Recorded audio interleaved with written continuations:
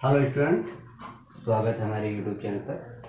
चलिए, आज की इस वीडियो में हम लोग हाई स्कूल के जो अंशाल पेपर हैं उनके बारे में चर्चा करेंगे और क्वेश्चंस कैसे पूछे जाएंगे आने वाले पेपर्स में, ठीक है, उनके बाद चर्चा करेंगे। देखिए, यहाँ से हाई स्कूल गणित नवीनतम पाठ्यक्रम के अनुसार संख्या पद्धति, यहाँ से क्वेश्चन लगभग 5 पूछे जाते हैं, 5 अंक के। यहाँ बीजगणित से लगभग 18 अंक के क्वेश्चन पूछे जाते हैं। निर्देशांक ज्यामिति से 5 नंबर के, ज्यामिति से 10 नंबर के, त्रिकोणमिति से 12 नंबर के, मेंसुरेशन से 10 नंबर के और सांख्यिकी से लगभग 10 नंबर। ये टोटल 70 नंबर की थ्योरी आप गणित में पूछी जाएगी और 30 नंबर आपको सर से मिलने वाले हैं, ठीक है। चलिए, आज हम प्रैक्टिस सेट नंबर फर्स्ट लाए हैं, ठीक है। Solve paper number first seat 1 के लिए ये सारे क्वेश्चन प्रीवियस ईयर के हैं, वो सारे क्वेश्चन हम कराने वाले हैं। चलिए वीडियो स्टार्ट करते हैं। पहला क्वेश्चन क्या है? बहुविकल्पी है। बहुविकल्पीय विकल्पीय देखो, बहुविकल्पी की बात करते हैं। तो पहला क्वेश्चन है, ध्यान से समझेंगे। आज क्लास थोड़ा छोटी होगी, कल से हम कोशिश करेंगे क्वेश्चन ज़्यादा लगाने की। एक है 2 की घात 3 इंटू 3 इंटू 5 और 2 की घात 3 इंटू 3 का एलसीएम चाहिए, हमें लासा चाहिए, ठीक है। तो हम लोगों को एग्जाम में कैसे सॉल्व करना है ये समझना है। सबसे पहले पहला क्या दिया है? 2 की घात 3 इंटू 3 इंटू 5, ठीक है, ये पहला दिया है। और दूसरा क्या दिया है? 2 की घात 3 इंटू 3। अब हमें एलसीएम निकालना है, लासा निकालना है। जब भी हमें एलसीएम यानी लासा निकालना हो तो हम दोनों नंबर देखेंगे जो कॉमन हो। देखो, 2 की घात 3 और 2 की घात 3 है ना, ये कॉमन, वो पूरा लिख लेंगे। इंटू 3 ये भी पूरा लिख लेंगे। इंटू जो रह गया नंबर वो भी इसमें लिखा जाता है। यही हमारा क्या होगा? एलसीएम होगा। अगर आपको एचसीएफ निकालना है तो हम क्या करेंगे?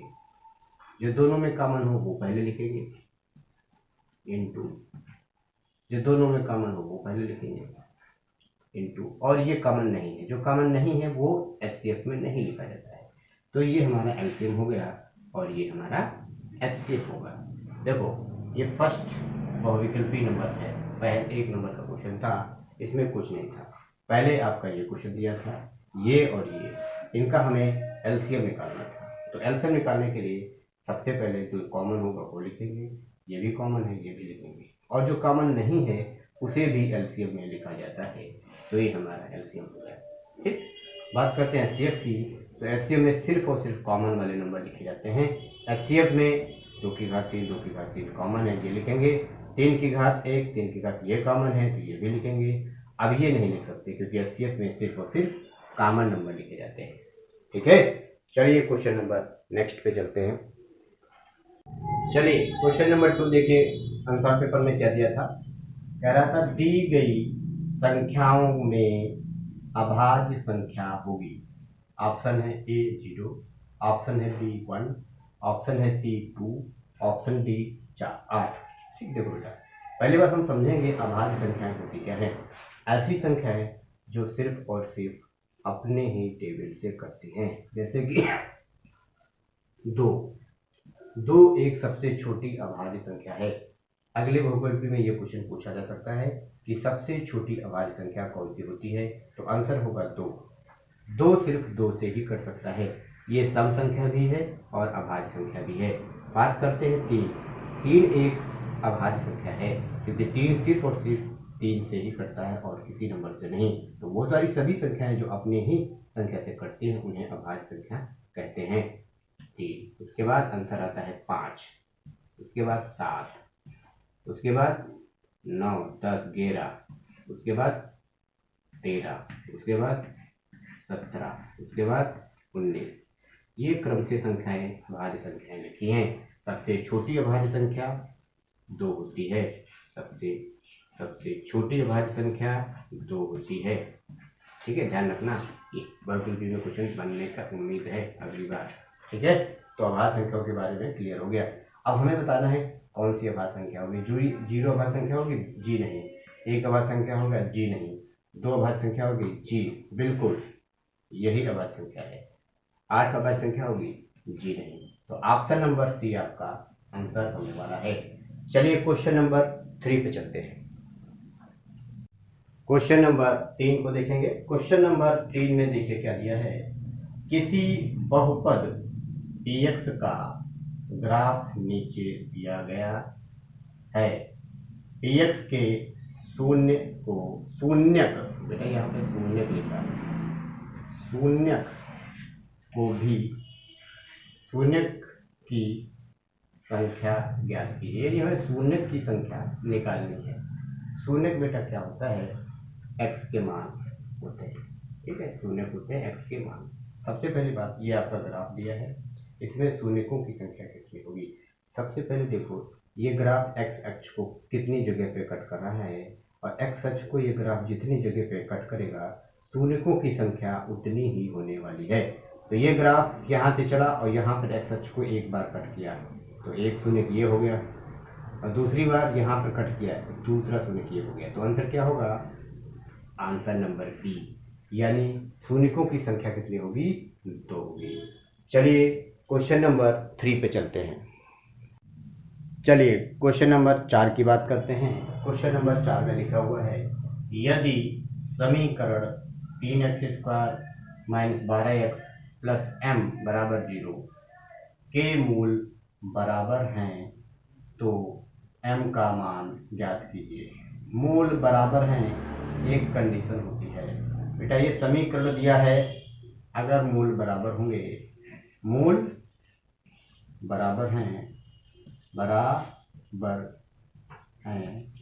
तो एक फार्मूला लगेगा आपके लिए, b² = 4ac। ये आपको कंडीशन याद रखनी पड़ेगी। अगर सवाल में कहीं मूल बराबर हैं, इसका जिक्र है, तो आपको b² = 4ac याद रखना होगा।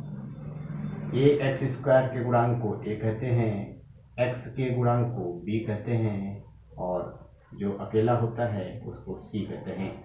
तो यहाँ पर b कितना है, -12, ध्यान रखिए, -12 इसका स्क्वायर करेंगे इक्वल टू 4 गुणे a कितना है, a है 3, गुणे c कितना है, c है m। ठीक है, इसको सॉल्व करते हैं। माइनस का अगर घात सम संख्या है तो प्लस हो जाता है। 12 का स्क्वायर होता है 144 बराबर 4 × 12 गुणे m। अब 12 से इसको काटोगे, 12 बार कटेगा, तो m का मान कितना आएगा, m का मान आएगा 12।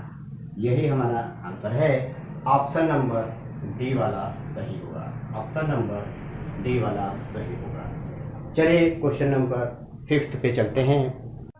हेलो प्यारे बच्चों, क्वेश्चन नंबर 5 पे हम लोग चलते हैं। क्वेश्चन नंबर 5 और आज का लास्ट क्वेश्चन है, बहुविकल्पी का क्वेश्चन नंबर 5 है। यदि x² - 1/9 = 0 तो x का मान ज्ञात कीजिए, ऐसा क्वेश्चन है। ऑप्शन नंबर ए 0 होगा, ऑप्शन नंबर बी ±1/2 होगा, ऑप्शन नंबर सी ±1/3 होगा, ऑप्शन नंबर डी ±1/4 होगा। ठीक है, चलिए क्वेश्चन को सॉल्व करते हैं। ये हमारा समीकरण है, ये माइनस का नंबर है, इसको पक्षांतर करेंगे तो ये बेटा माइनस का है, तो पक्षांतर करने पर इधर साइन बदल जाता है, यानी साइन हो जाएगा प्लस का। ठीक है, चलिए अब x से स्क्वायर हटाएंगे। जब भी हम x से स्क्वायर हटाते हैं तो अंडर रूट नंबर पे लग जाएगा। अंडर रूट लगने के पहले हमें प्लस माइनस लिखना पड़ेगा। ठीक है, अब 1 का वर्गमूल हमेशा 1 होता है और 9 का वर्गमूल हमेशा 3 होता है।